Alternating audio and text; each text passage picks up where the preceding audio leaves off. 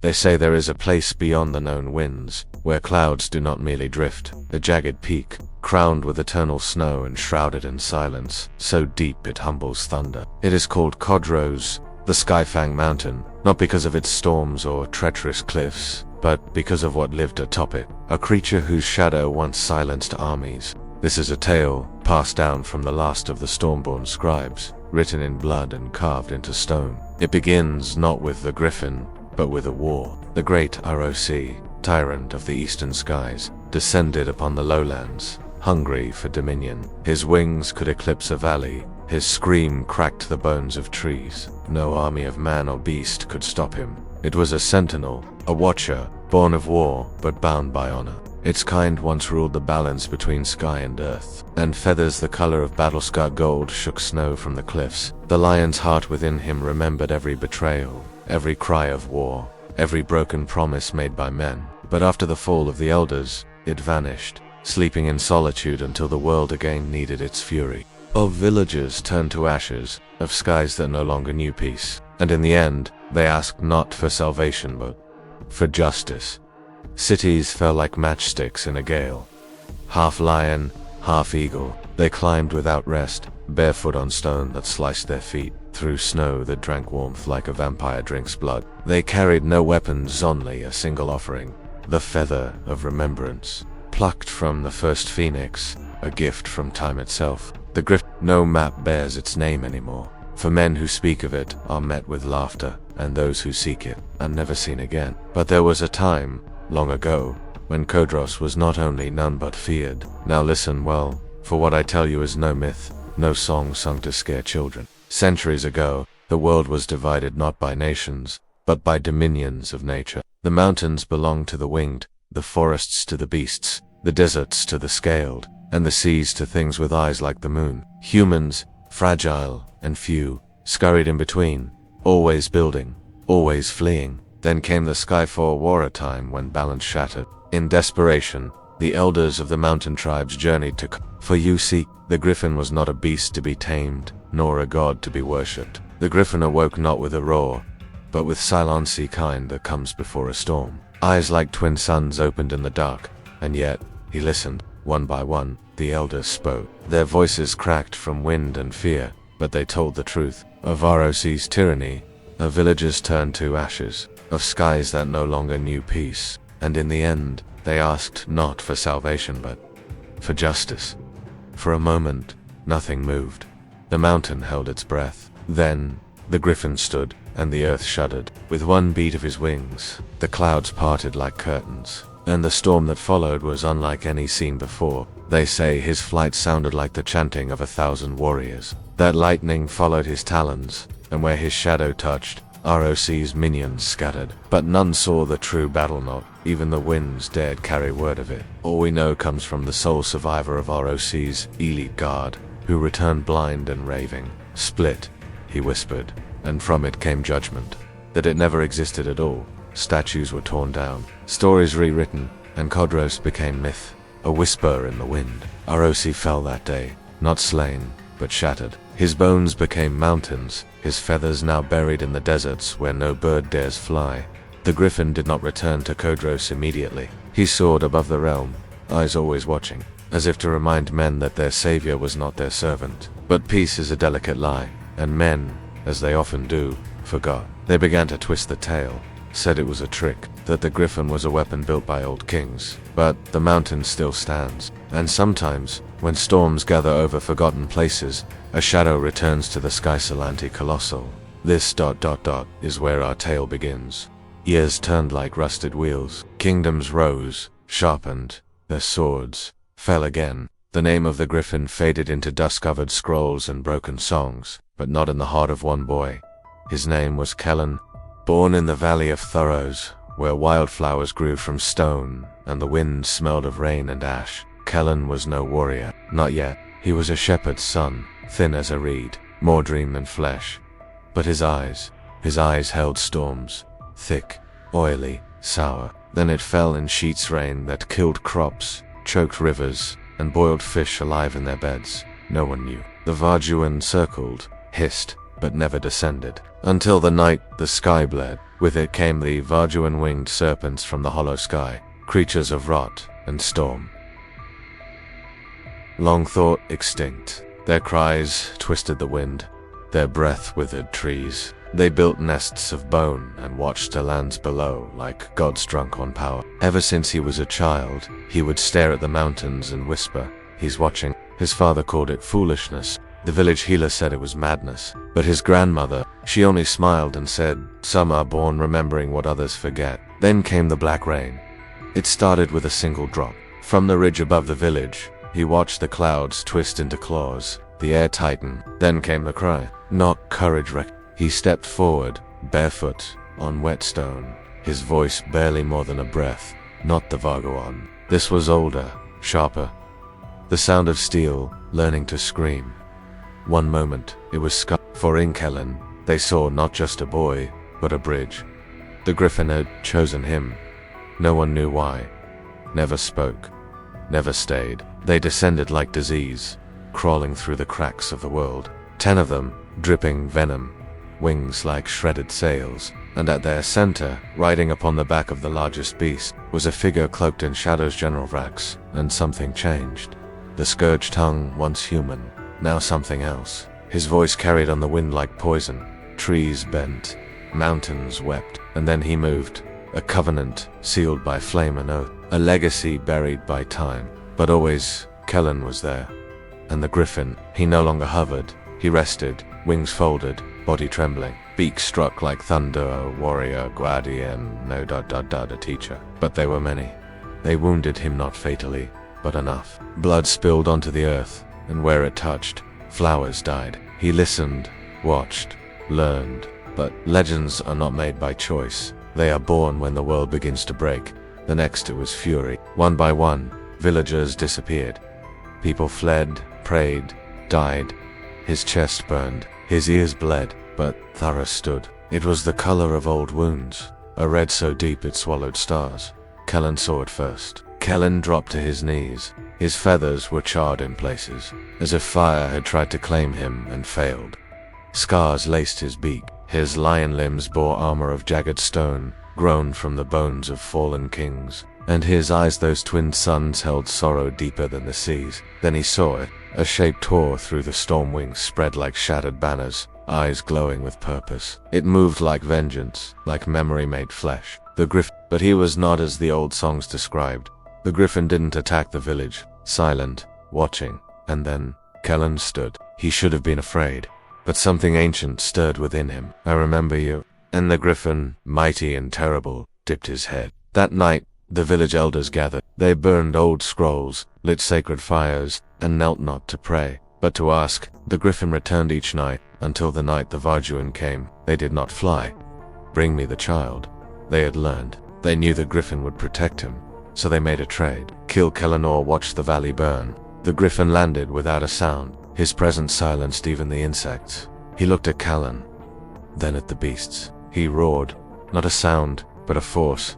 The sky cracked. Claws flashed like lightning. Kellen screamed, not in fear but fury. Something inside him broke, or awakened. The boy's skin burned. His eyes turned gold, and around him, the wind answered. He did not know it then, but in his veins flowed the forgotten blood of the Skybond leader. That night the Griffin did not fight alone. They drove the Varguan back, but not without cost. 3 villagers were taken. The healer lost her sight. Kellen knelt beside him, laid a hand on his feathers. "I'll fight with you." The Griffin looked at him, and for the first time, Kellen saw it not just the beast, but the soul within. From that moment on, the boy was no longer a boy. He was a disciple of the sky.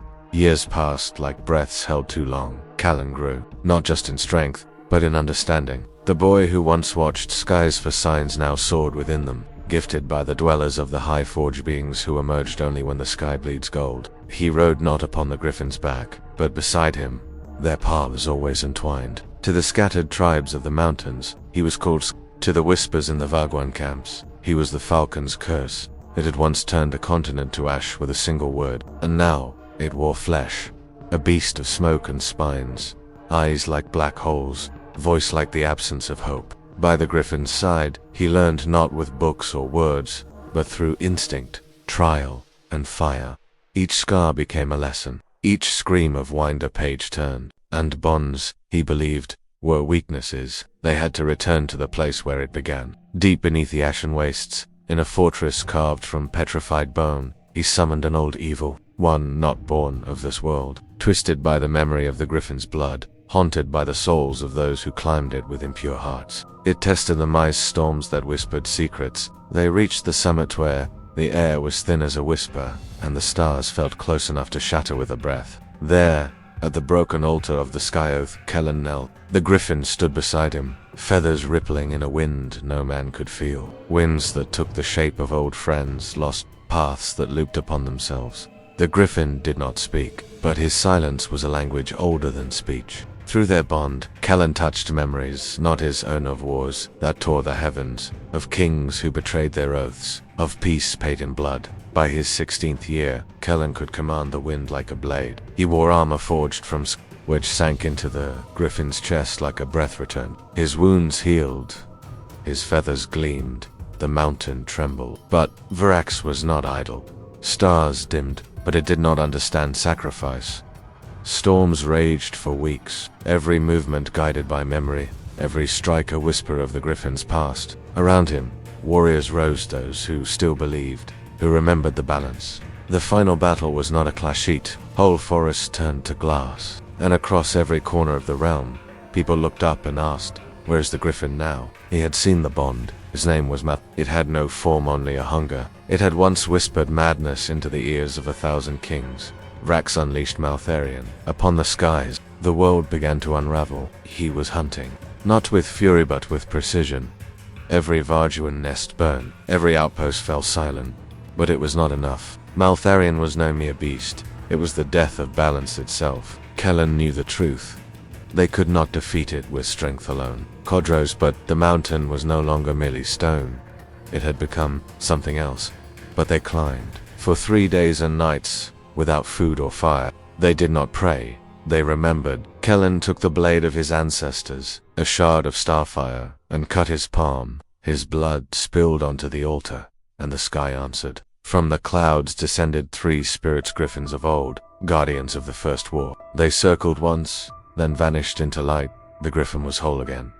Not just body but soul. But even this would not be enough. They descended into the war below. Maltharion waited not in rage, but certainty. It had seen millennia of heroes rise and fail. It did not fear legend. Kellen fought like storm incarnate. And then Maltharion struck the Griffin, a blow so deep, it split the sky. The beast fell, wings torn, blood burning through clouds. Kellen screamed, not in fear but love, and in that moment, something shattered inside him. He ran to the Griffin, knelt by his broken form. The beast opened one eye gold, flickering, and Kellen did what no man had done in centuries. He placed a hand on the Griffin's brow and whispered, "Take it."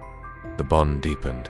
Their souls became one, and from the ruin of the sky rose something new. Not man, not beast. A fusion, wings of fire, eyes of thunder. Maltharion saw this creature of legend and loyalty, and, for the first time in eternity, it feared. Maltharion, the creature before it no longer buoyed, no longer beast radiated, something the old evil could not consume. Its wings tore open the storm clouds, revealing stars that had long since hidden. Talons of golden fire sparked against the earth. Its lion's heart beat with the power of every Griffin that had ever taken flight, and Kellen's soul pulsed within steady, not light, not fire. The world itself seemed to retreat, as if bracing for silence. But unity, the bond of trust forged not in bloodlines or birthrights, but in choice. A Maltharion, ancient devourer of empires, had never known loyalty, launching through the dark like a blade carved from dawn.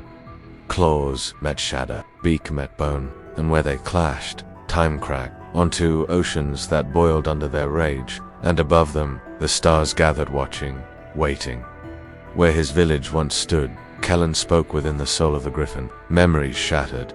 The storm screamed. Every strike stole part of him, his name, his past, his dreams. The Griffin's spirit burned hot and bright, wings tucked, heart silent. It became a spear of light, past the clouds, past the thin veil of air, into the edge of the void where the stars weep light. Maltharion followed, laughing now, for it believed no living thing could survive so far from breath. But even fire must feed on something. Its hunger scattered among the stars, harmless and lost. Only dominion. The Skyborn rose without words. Maltharion struck first. A wave of oblivion poured from its mouth, black fire, hatred given shape.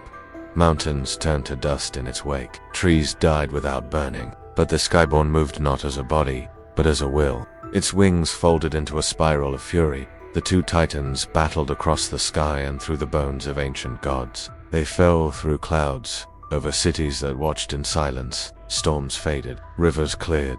The black rain stopped. The Varduin, leaderless and broken, returned to the hollow sky, never to rise again. But power has price. A place where children are taught that balance is not inherited, but chosen. That monsters are not always beaten by blades, but by courage to become something more. That once the sky and earth loved one another so deeply, they became one. Inside the Skyborn, Kellen's soul trembled. He knew what must be done. As they fought atop the ruined spires of old Thuros, let this be the end. For both of us, the Griffin understood. They rose higher than any flight in history. But the Skyborn was not merely alive.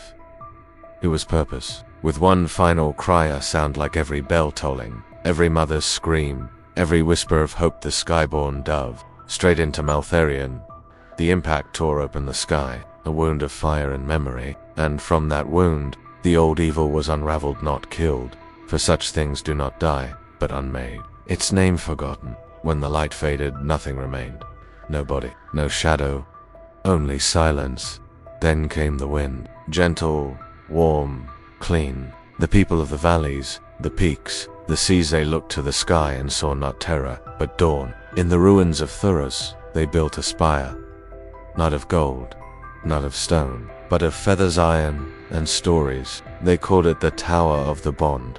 And if you climb to the top of that tower, and the wind is right, and the stars are still, you may hear it, a sound like thunder smiling, the last roar of the Griffin, and in your heart, you may feel the sky watching.